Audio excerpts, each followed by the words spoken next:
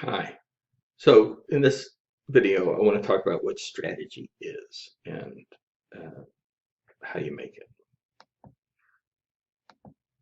So there are book definitions of strategy. These are uh, fairly common. They all have three components. There's goals. There's some kind of plan. So strategy is intentional. You're designing a way to achieve your goals. And then there's some set of actions that you actually have to do that. So the plan specifies the goals and resources or the resources and capabilities you need to activate to accomplish the goal.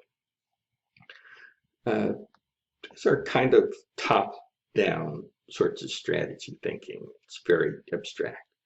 Um, this is a much more current version. A.G. Lafley was chairman of Procter & Gamble. Roger Martin was a consultant with Michael Porter and McKinsey.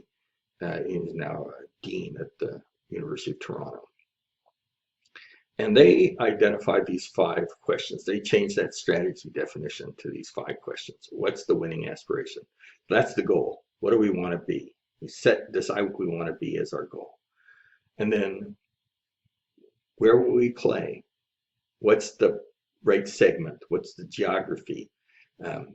What product categories? What kinds of services? What channels? What parts of production are we going to do to achieve our goals? And then when given that playing field, how will we win? And that's the value proposition. That's what we talked about last time. The value proposition tells us what capabilities we need to have to execute our plan.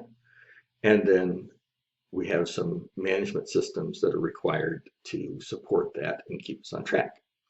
And it's 2 sets of arrows. It's a continuous process. We're always tinkering with some part of this, and all of it is available to think about and to work on.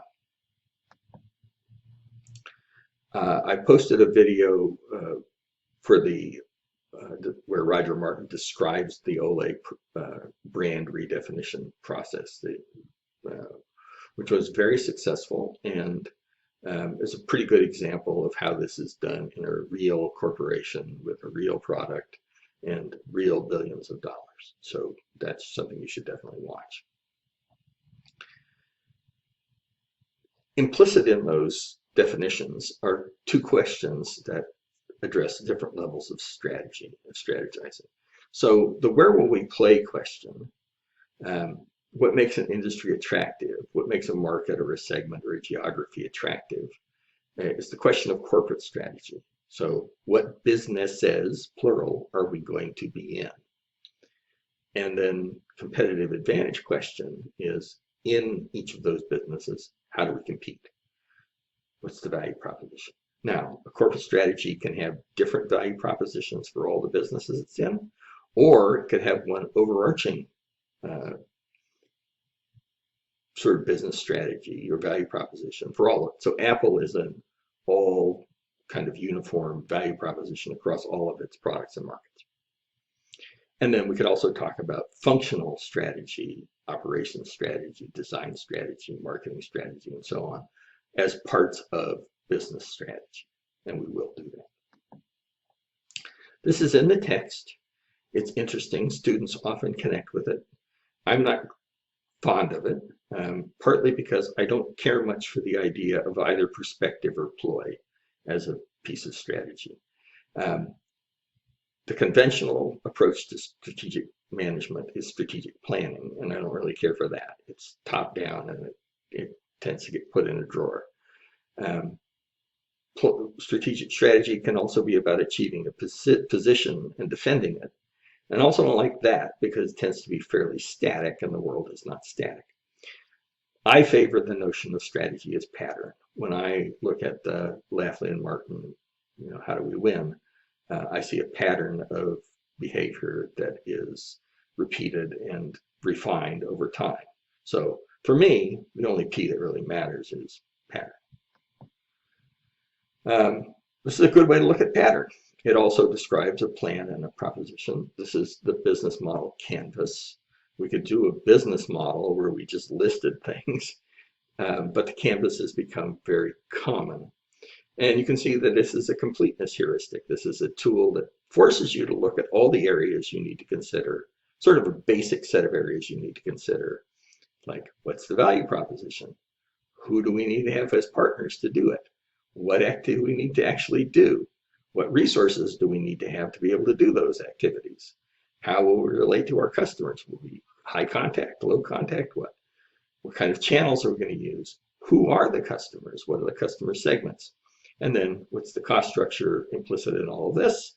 And what's the revenue streams implicit in all of this? So if we build one of these that fits together, everything goes together and is highly integrated, we're probably going to win, right? We have a strong value proposition and the capabilities and the sort of systems we need to achieve it. For Uber, this is a filled out one for Uber. You can see, for instance, that the value proposition is, for both customers and drivers, because Uber is a platform that needs to attract both.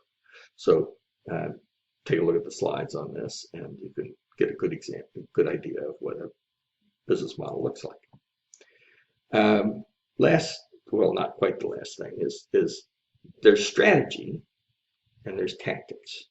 In a military sense, strategy is the overall plan for deploying resources to get your position and achieve your goals. Tactics are specific schemes of maneuver in the course of doing that. So a promotion or